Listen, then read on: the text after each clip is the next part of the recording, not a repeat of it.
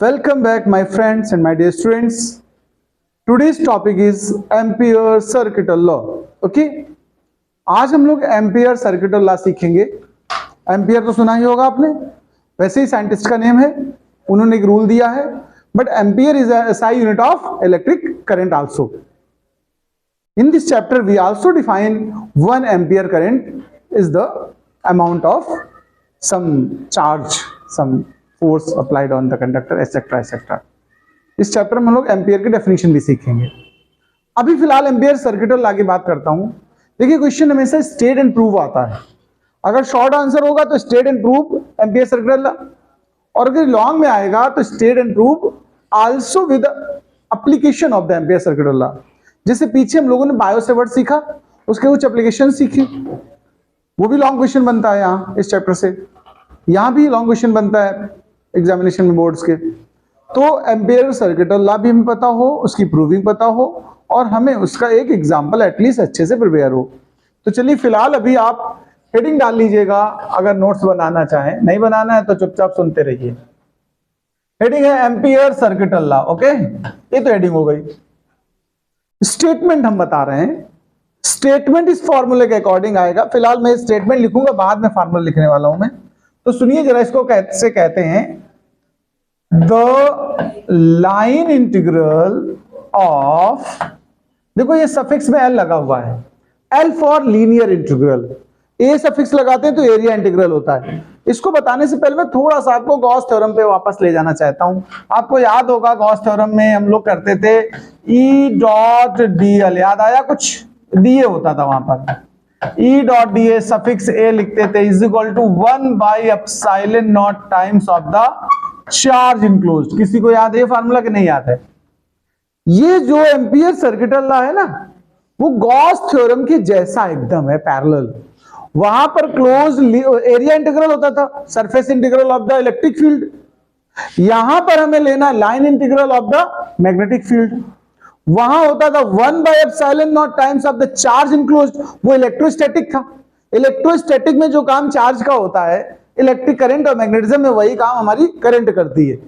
तो यहां पर हम बोलते थे 1 बाय एप्सिलॉन नॉट टाइम्स, क्योंकि वहां पर जो कांस्टेंट था 1 बाय 4 पाई एप्सिलॉन नॉट होता था। 1 बाय 4 पाई एप्सिलॉन नॉट, 4 पाई हटा दो तो बचेगा क्या? 1 by epsilon not.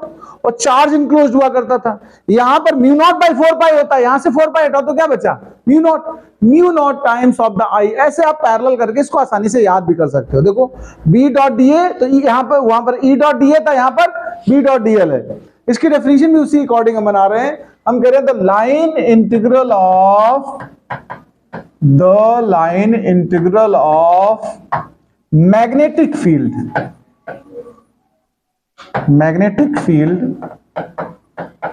For a closed, देखिए ये जो हमने राउंड बना रखा है यहां पर, ये क्लोज्ड को बताता है। For a closed circuit is equals to mu naught times total current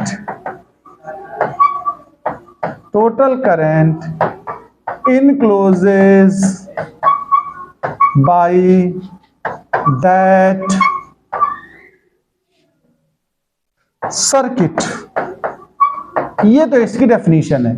that is करके आप ये फार्मूला नोट करेंगे, line integral B dot D L या B D L is equal to mu naught times of the current. ये हमारा statement पूरा हुआ। अब हम लोग प्रूविंग करेंगे इसके बाद। तो स्टेटमेंट तो आप समझ ही गए हैं। अब इसको प्रूव करने के लिए भी परीक्षा में आता है। प्रूफ कैसे करेंगे इसको बहुत आराम से समझिए, कोई जल्दबाजी नहीं है। देखिए मैंने यहां पर एक करंट कैरिंग कंडक्टर शो किया हुआ है, इसमें आई एम्पियर की करंट फ्लो हो रही है। इसके पास में किसी पॉइंट पर हम लोग उसका मैग्नेटिक फील्ड फाइंड करना चाहते हैं। फिर मैं डायग्राम समझा देता हूं, बाद में तुम कंफ्यूज हो जाओ। ये कोई करंट कैरिंग कंडक्टर है, इनफाइनाइट लेंथ का है। इसके पास में किसी पॉइंट पर तुम्हें फील्ड चाहिए, मैग्नेटिक फील्ड। आपको याद होगा गॉस थ्योरम जब समझाया तो मैंने कहा था गॉसियन सरफेस पास होना चाहिए, नहीं याद है? गॉसियन सरफेस नहीं होता तो कभी गॉस थ्योरम अप्लाई नहीं होती। लेकिन अगर नहीं होता तो करते क्या थे, याद है? इमेजिन कर लेते थे, इमेजिनरी गॉसियन सरफेस बनाते थे, ये याद होगा आपको। वैसे यहां एम्पियर सर्किट लॉ बनाना है तो हमें क्लोज सर्किट चाहिए, नहीं है तो इमेजिन कर लो। हमने क्या किया, इस पॉइंट से पास होता हुआ एक रिंग जैसा ऐसा इमेजिन कर लिया जिसकी रेडियस आर है। यहां करंट इसमें फ्लो हो रही, मुझे इसकी वजह से यहां फील्ड चाहिए, लेकिन हम बायोसेवर्ट्स नहीं लगाने जा रहे हैं। बायोसेवर्ट्स का अलग कॉन्सेप्ट है, ये एम्पियर सर्किट लॉ सीखना चाहते हैं तो इसका तरीका अलग है थोड़ा सा, ये गॉस जैसी बातें करेगा। तो इसमें करना क्या है, तो बात समझना, एक लूप चाहिए मुझे, है नहीं तो हमने इमेजिन कर लिया आर रेडियस का। अब सुनना जरा, यहां पर एक छोटा सा लेंथ एलिमेंट ले लो डीएल, ध्यान रखिएगा डीएल, ये ऐसा रिंग है, ये डीएल हो गया हमारा लेंथ देखो, और मैग्नेटिक फील्ड बी भी उसी के डायरेक्शन में जाएगा कहीं, क्योंकि मैंने आपको याद होगा मैंने कहा था अगर करंट ऐसे फ्लो कर रही है, आप थंब रूल समझिए, तो फील्ड की डायरेक्शन इस पे आएगी कि नहीं आएगी बताओ। और यही हमारा सर्कल भी है, तो सर्कल का लेंथ एलिमेंट और फील्ड दोनों आपस में कैसे हो जाएंगे, पैरेलल। ध्यान से समझिए इस बात को, 2D में ना समझ पाएंगे तो 3D में समझिए। मैंने कहा ये रिंग है जो हमने बनाई है, और मैग्नेटिक फील्ड भी तो इसी पे होगी क्योंकि करंट ऊपर जा रही है। थंब रूल से देखो, बी इस पे है और एल भी इस पे है, तो दोनों आपस में कैसे हो गए, पैरेलल। अब यहां मेरे सामने मजबूरी मैंने इसलिए ऐसे ऐसे शो कर दिया है, दोनों इसी डायरेक्शन में आ रहे हैं, बी भी और एल भी। तो हम लोग जब स्टार्ट करेंगे, हम लोग एलएचएस से स्टार्ट करने वाले हैं, हमें चाहिए वैल्यू किसकी, लाइन इंटीग्रल ऑफ बी की। किसकी चाहिए, तो हम स्टार्टिंग पॉइंट करते हैं line integral of B dot dl. B dl का फॉर्मूला क्या होता है पता है, ए डॉट बी क्या होता है, ए बी कॉस थीटा। तो बी डॉट डीएल को अगर ओपन करोगे तो क्या लिखोगे बताओ, बी डीएल कॉस थीटा। अब यहां पर दोनों पैरेलल है बी और डीएल, तो कॉस 0 हो गया, और कॉस 0 की वैल्यू कितनी होती है बताओ मुझे, कॉस 0 वैल्यू 1 होती है, तो बन गया बी डीएल। आप बात सुनिएगा मेरी बात, यहां पर B मतलब magnetic field due to straight current carrying conductor of infinite length. Formula याद है तुम्हें, magnetic field due to straight current carrying conductor of infinite length. किसी को याद है फार्मूला, नहीं याद है मैं लिख दे रहा हूं भाई, mu naught I by 2r, याद है, इसमें पाई भी होता है।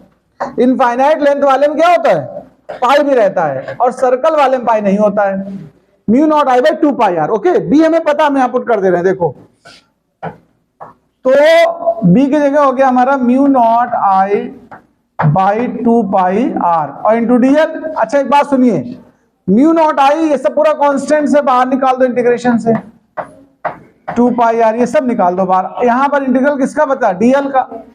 डीएल का इंटीग्रेशन एल होगा, एल मतलब सरकमफेरेंस ऑफ द रिंग, ये जो तुमने इमेजिन की है सर्कल, और ये सर्कल के रिंग की सरकमफेरेंस कितने निकालोगे बताओ, mu naught I by 2 pi R into में ये भी 2 पाई आर हो गया इंटीग्रेशन होने के बाद।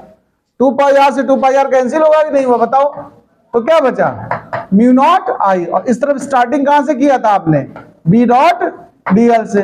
तो ध्यान रखिएगा एम्पियर सर्किट लॉ का स्टेटमेंट यही बना, क्या बना, line integral of magnetic field in enclosed circuit is equals to mu naught times current encloses by that circuit या लूप या जो कुछ। ये करंट इनक्लोज कर रहा है लूप की नहीं कर रहा बताओ, हो गया प्रूफ एम्पियर सर्किट लॉ।